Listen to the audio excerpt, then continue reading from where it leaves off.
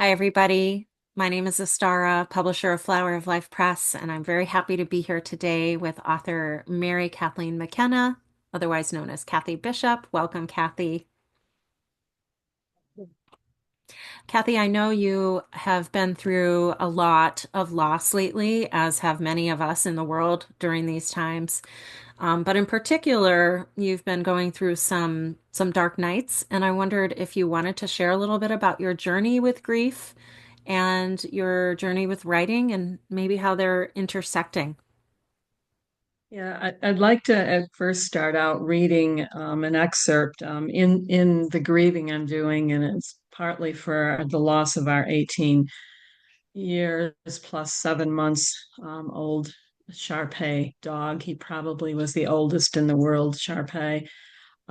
His loss in late March, we made a decision to adopt a puppy, made arrangements, all set, and the litter of puppies were exposed to parvo at the vet's office getting their vaccinations, unfortunately, and all of them have passed, including our beautiful Carolina bear that we had named and gotten to know through videos and photos as well. I found that I wanted to give myself permission to be able to start writing, to get out of some of the deep grief we've been feeling this week, but couldn't. And so I went back to writing I had done actually on the way home as we came back from Florida to New York. And this is an excerpt from Sarabi's story, part two, which I will be returning to write more actively. The Golden Years Are Not So Golden is the title of this chapter.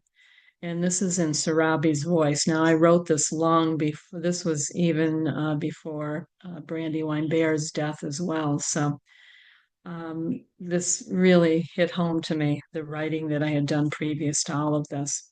So I'd like to share it with you. For all beings, at least the ones I'm most familiar with, the humans, cats, and dogs, losing a loved one is the hardest part of life. There is a new beginning each time after the loss, though it is not always an easy or desired beginning at first. Loss of loved ones who have expanded their heart in unknown ways can mean some part of your heart empties until it is filled again with unexpected love. I started my life, this is, of course, Sarabi's life, with loss after loss. For those of you who have read Sarabi's story, part one, you will remember some of the losses. For those of you who haven't, I hope you will go back and read the book. In Sarabi's voice, I started my life with loss after loss. Well, I fell in love with mom and my family from the start.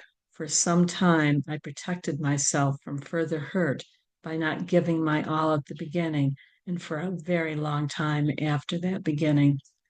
That all ended the day that Dad had his first heart attack.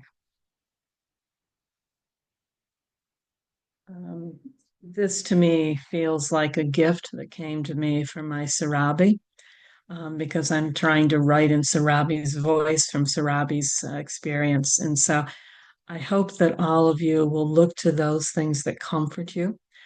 I hope that you will give yourself permission to grieve and understand it's part of the human condition.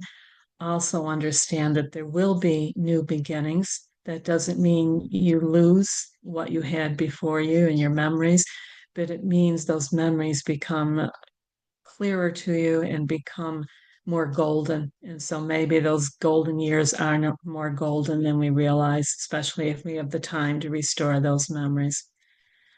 So thank you for listening. Please stay with me and keep returning to the website as we do some work on the website and add some things we're working on. Thank you, Astar, for this opportunity. Ah, thank you, Kathie, for your wisdom, your deep, beautiful wisdom and personal experience, and the way you translate life and this wisdom into your writing and into storytelling. Thank you, everybody.